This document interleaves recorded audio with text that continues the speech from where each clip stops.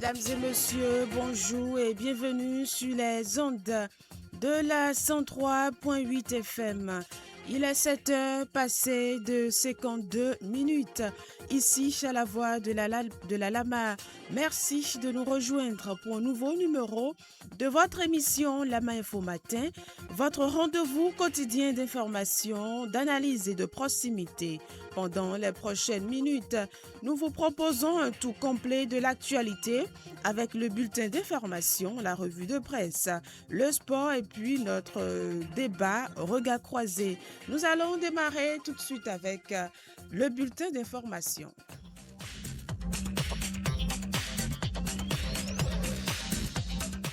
Au sommet de ce bulletin d'information, depuis quelques jours, les consommateurs des différents réseaux GSM font face à une réduction des forfaits Internet illimités à vie de quelques citoyens d'Alada à suivre dans ce bulletin d'information.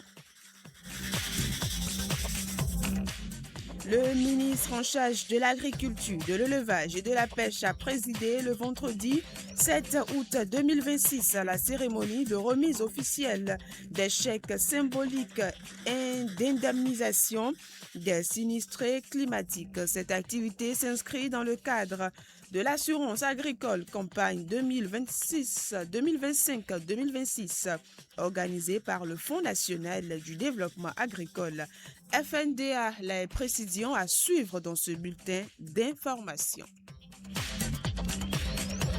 Et c'est Cyril Kodji qui assure la partie technique ce matin.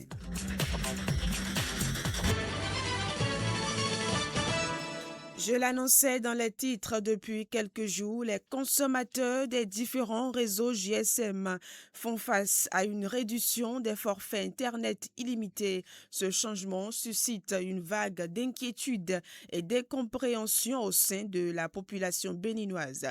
Suivez ici les propos de quelques citoyens rencontrés ce lundi matin à propos de cette actualité. Ils sont ici au micro de la Voix de la Lama. Nous sommes déjà habitués à prendre les forfaits Internet de 5 000 francs.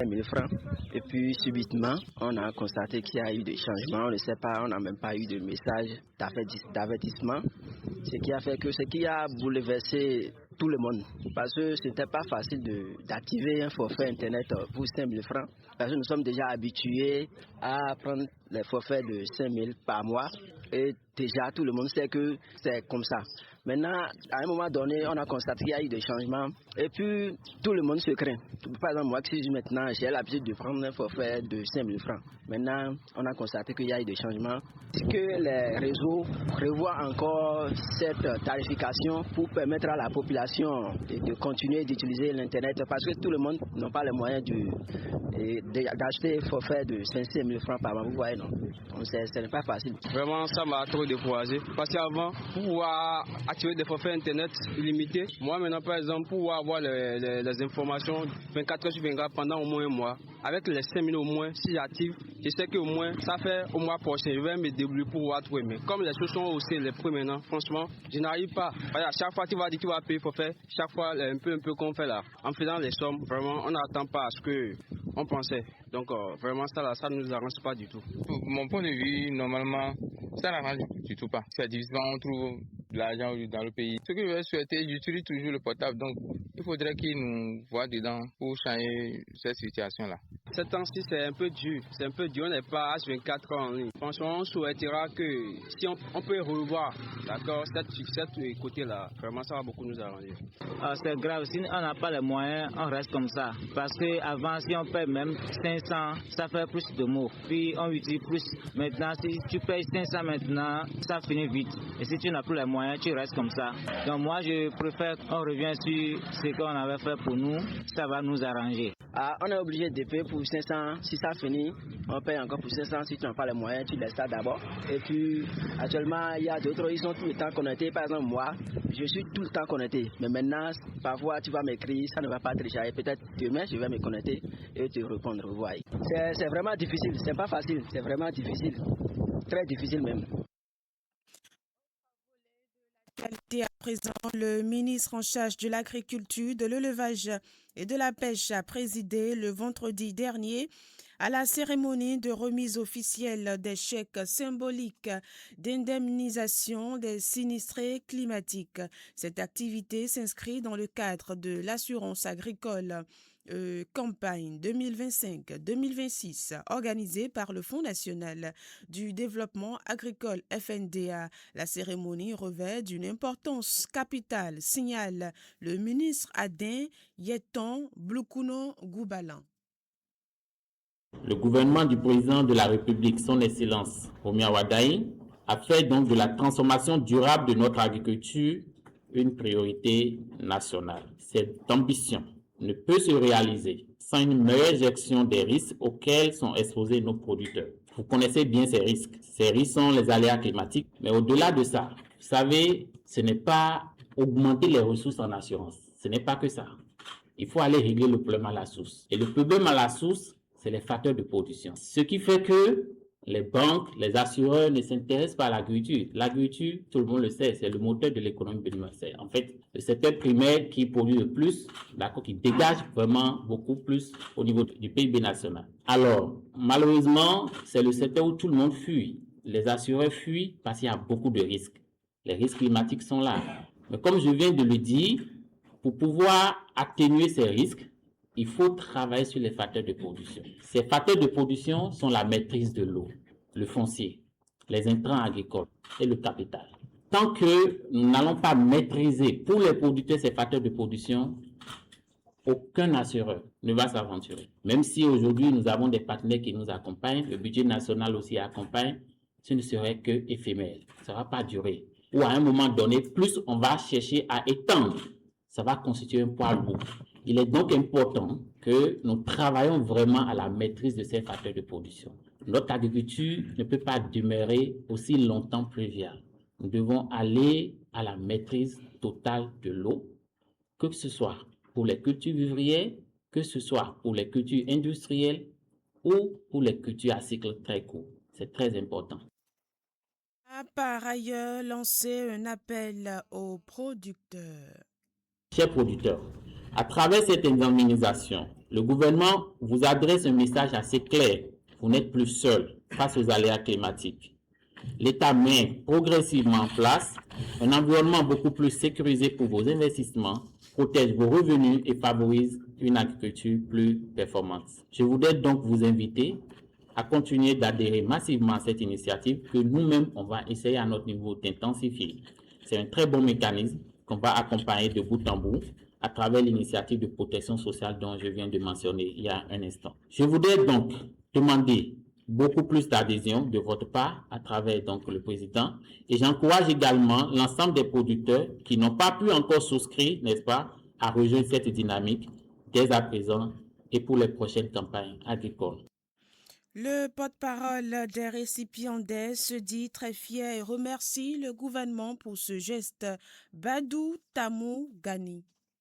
En ma qualité de président de la FNC-VPC et au nom de l'ensemble des producteurs de coton et du riz du Bénin, je prends la parole pour exprimer notre ressenti face à l'acte historique qui nous réunit ce jour. La campagne agricole 2025-2026 restera gravée dans nos mémoires. Elle a été le théâtre des rudes épreuves climatiques qui ont durement approuvé nos poches, nos espoirs et nos champs. Mais elle marque aussi l'année où l'État béninois a encouragé, pris le parti de sécuriser notre sieur à travers la phase pilote de l'assurance agricole à indice de rendement. Comment ne pas saluer avec la dernière énergie, la vision hautement sociale et économique du gouvernement de la République du Bénin.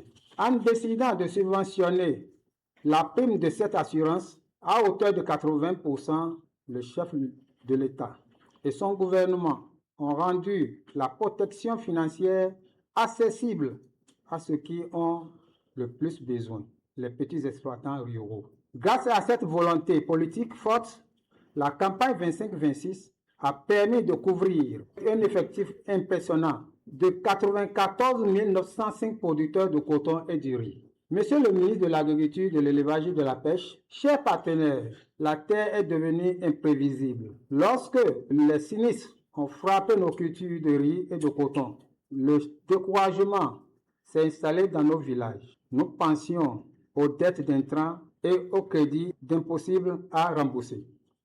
Aujourd'hui, la rigueur de l'évaluation technique des sinistres vient transformer nos larmes en sourires. Le représentant des sociétés d'assurance présent à la séance n'a pas tari de mots. Cette cérémonie revêt une signification toute particulière. Il y a 2 ans, nous prenions l'engagement devant vous, l'engagement d'être aux côtés des producteurs béninois, au moment où ils en auraient le plus besoin. Aujourd'hui, nous ne sommes pas revenus pour renouveler une promesse. Non, pas du tout. Nous sommes venus honorer une parole, notre parole. Car derrière chacun des chèques qui sera remis ce jour, il y a quelque part sur le territoire du Bénin, du nord au sud, de l'est à l'ouest, un producteur qui, frappé par un aléa climatique, retrouve les moyens de préparer sereinement la campagne suivante, retrouve les moyens de préserver ses revenus et de subvenir aux besoins de sa famille, retrouve donc les moyens de ne pas tomber dans la précarité. Démarrage ce lundi 10 août 2026 de l'examen du diplôme d'études agricoles tropicales DEAT session d'août 2026 au lycée technique agricole de Banikwara. Ils sont 193 candidats, dont 51 filles. Ceux-ci sont répartis dans 5 spécialités, à savoir foresterie, aménagement, équipement rural, nutrition et transformation, production animale et la production végétale. C'est le département... C'est le directeur départemental en charge des enseignements secondaires de la Liborie qui a procédé au lancement. Le DAT 2026 s'est déroulé comme d'habitude, puis c'est un examen national, un examen annuel. Chaque année, on vient ici, on procède au lancement des différentes activités. Donc aujourd'hui, les apprenants vont composer l'épreuve écrite. Demain, ce serait la pratique et après-demain, et le jeudi, ce serait la soutenance. Donc, c'est le couronnement de toute une année de travail. On écoute le proviseur du dit lycée. Ce matin commence la phase écrite. Donc, ça a commencé depuis 7 heures et ça se passe bien. Nous avons présenté les apprenants cette année dans 5 spécialités. Nous avons présenté des candidats en foresterie. Ils ne sont pas nombreux, ils sont 11. Il y a 9 garçons et 2 filles. En aménagement et équipement rural, nous avons présenté 9 candidats, dont une femme. En nutrition et transformation alimentaire, nous avons présenté 14 candidats, dont un garçon et 13 filles. Position animale, c'est là où ils sont nombreux. Position animale et position végétale, c'est là où ils sont nombreux. Position animale, ils sont 119, dont 7 femmes. Et en position végétale, ils sont 80, dont 28 femmes. Donc, nous présentons au total 193 candidats, dont 51 femmes. Donc, voilà ce qui compose ce matin dans le cadre du DEAT, session de août 2026 au LTA Banikwara. Non, la phase écrite dure une journée. Ils vont composer aujourd'hui 3 épreuves. Chaque spécialité compose 3 épreuves. Ils composent de 8h à 10h, 10h30 à 12h30 et de 15h à 17h. Et la phase écrite est terminée. Donc, mardi, mercredi, ils vont faire la pratique. Ça, c'est la phase pratique. Et le jeudi, il y aura la soutenance. Donc, l'examen va durer du lundi au jeudi. Non, les candidats, on a pris tout le temps pour les sensibiliser, tout ça là. Mais bon, c'est difficile. C'est difficile parce qu'il y a dans le lot des enfants que vraiment c'est difficile à gérer. Nous faisons appel aux parents, tout ça là, mais c'est pas encore ce que nous voulons. Il y a beaucoup de parents qui viennent déposer les enfants et c'est après 4 ans, quand on veut les présenter maintenant à l'examen, qu'on commence par appeler les parents parce qu'il y a problème, parce qu'il y a si. Ils disent qu'ils ne savent rien, qu'ils ne comprennent rien de ce dont on parle. Donc, c'est des enfants qui sont déposés et c'est après 4 ans maintenant que le parent revient pour voir ce que ça a donné. Donc, nous allons appeler les parents à un bon suivi des apprenants. Ça va nous soulager, nous tous, ça va nous favoriser la tâche.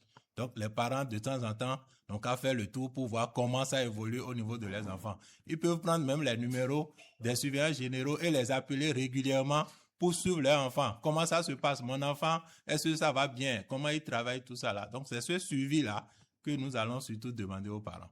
Après les examens, c'est pas la fin de l'année. Il y a les autres élèves qui vont continuer jusqu'à mi-novembre. Jusqu'à mi-novembre. Et c'est là nous irons en vacances pour reprendre en février. Donc, je vais profiter de votre micro pour appeler les parents à inscrire massivement leurs enfants au lycée technique agricole de Banikwara. Comme vous le savez, depuis l'année passée, les choses ont changé. Donc, cette fois-ci, ils sont en train de composer dans les spécialités, mais ça tend vers la fin.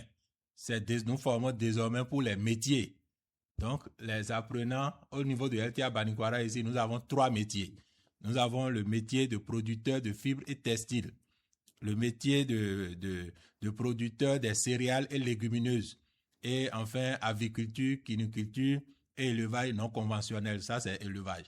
Donc, voilà les 3 métiers dans lesquels nous formons désormais. Il y a déjà une première promotion qui est là, qui va boucler sa première année, c'est à la fin de cette année. Donc, nous allons recruter la rentrée prochaine des apprenants pour s'inscrire en première année. Ce serait la 2e promotion de ces métiers-là. Et comme on vous l'a dit l'année passée, c'est des réformes que l'État est en train d'encourager sérieusement. Donc, c'est plus spécialité. Et ces métiers sont retenus en fonction des pôles de développement. Donc, c'est les cultures phares du pôle de développement. C'est dans ces cultures que nous formons désormais. Et je profite pour vraiment lancer un appel aux parents qu'ils inscrivent massivement leurs apprenants. C'est les réformes. Et désormais, on ne forme plus pour une spécialité, mais on forme pour un métier. Donc, l'apprenant qui finit, c'est qu'il soit avec un métier désormais. C'est sur cette information que nous mettons un thème à ce bulletin d'information, la toute première partie de votre émission matinale. La suite, ce sera la une des journaux, c'est dans quelques instants.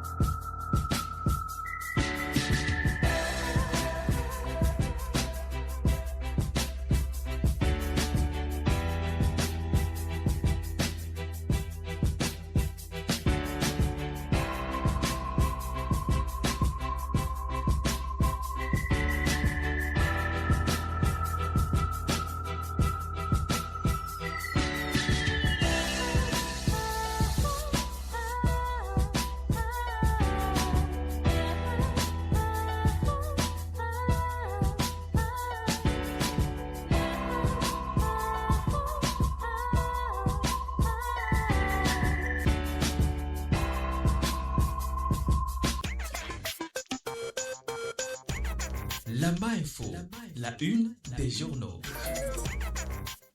Nativité Yéoumen, bonjour. Bonjour Bernice Koukoudoui. On démarre par le quotidien L'Informateur. L'Informateur ce mardi matin titre assistance bien sûr aux producteurs agricole, un geste humanitaire du pouvoir, s'exclame le même journal titre Justice, mésentente foncière, un fétiche TikToker condamné à 48 mois de prison ferme à Savalo. Autre journal, Le Témoin. Le Témoin, ce mardi matin, titre Distinction de 17 agents des douanes béninoises. Le DG Raouf Malehossou mise sur la motivation pour renforcer les performances. Liste complète des 17 agents honorés est à lire dans les colonnes du journal. Crédibilité financière, Modis propulse le Bénin à un nouveau palier. Toujours avec le même journal, incivisme et dysfonctionnement dans les villes du Bénin, des milliers de motos à 2 roues sans feu arrière dans les rues, informe le quotidien. Nous passons à notre journal Dabarou. Dabarou titre ce jour Sauvegarde des valeurs culturelles au Bénin et au Togo. Le corps des volontaires béninois dote le Koutamaloukou d'une boussole climatique. Lutte contre l'érosion dans le littoral, Georges Allais pose les bases d'une stratégie nationale, informe le quotidien. Organisation de la Ghanée, plus grande fête identitaire du Bénin par le gouvernement, la touche Wadaï pour valoriser un riche patrimoine culturel sous côte, informe le journal. Ce matin, nous passons donc au quotidien Le Béninois libéré. Sénat béninois, intégralité du règlement intérieur. Allez dans les colonnes du journal Gani 2026. L'État béninois reprend les rênes de la fête royale de Neki. Nous apprend le quotidien Coopération Sud-Sud, le Bénin et l'Éthiopie unis pour le numérique et l'innovation, nous apprend le quotidien. Nouvelle prouesse des éléments du DG Malehossou Aboudou contre le trafic illicite au Bénin. La douane réalise 2 saisies records en 2 jours. Toujours avec... nous passons à un autre quotidien, Nouvelle Élite. Nouvelle Élite, ce jour, titre Présidence du Sénat. Le journal titre Le Conseil Thomas Tapé salue le choix de Patrice Talon et lui adresse ses chaleureuses félicitations. Leadership et financement au Bénin, Samuel Maoussé Rontondi lance le pari de l'autonomie en 3 livres, écrit le journal. Nous passons à un autre quotidien, Fraternité. Fraternité titre ce jour prise en main de l'Organisation générale de la Ghanie. Le gouvernement élargi son action à toutes les traditions béninoises. Après les Vodun Days et le Festival des masques, l'État donne une nouvelle dimension à la Ghanée, nous apprend le quotidien. Enjeu de la grâce présidentielle au Bénin, regard croisé du politologue Eugène Alosupo et du juriste Yann Akoin Soudi. Toujours avec le même quotidien, recrutement, le journal titre recrutement donc d'un responsable géotechnicien passe au GA Satom. Nous allons terminer par cette information programme multisectoriel à l'AFIA. Le journal titre avis d'appel à candidature de l'AD. Mesdames, messieurs, ce sera tout pour la une des journaux de ce mardi matin. C'était la une des journaux, présentation, nativité et humain. Nous allons retrouver dans quelques instants Thomas Roudjo pour le sport.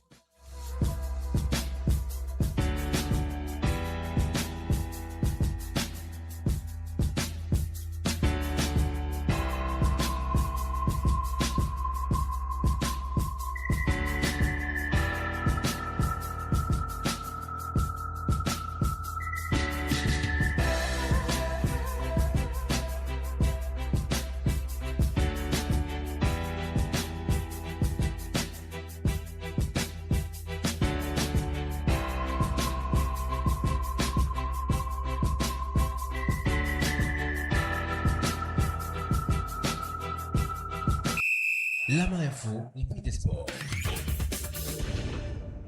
Thomas Roudjo, bonjour. Bonjour, Bernice Koukoudi. Avec vous, les informations sportives. Tout à fait.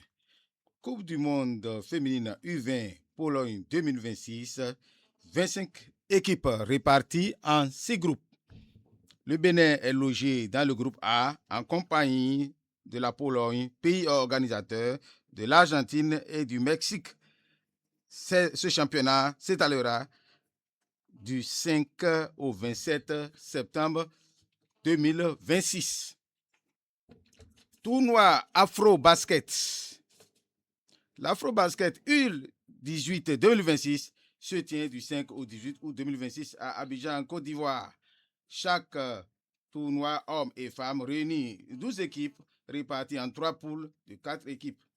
Groupe A, B, C. Chez les femmes, les représentantes béninoises, elles sont classées dans le groupe B en compagnie du Mali, du Maroc et de l'Égypte. Tournoi de proximité. Football. Dans la commune de Toviklen, le tournoi vacances a pris fin avec la victoire d'Abidjan FC sur Doko FC sur le score de 1-0. Denis Kokodi. Merci à vous, Thomas Roudjo, pour toutes ces informations. C'est la fin des informations africaines de la rubrique sport.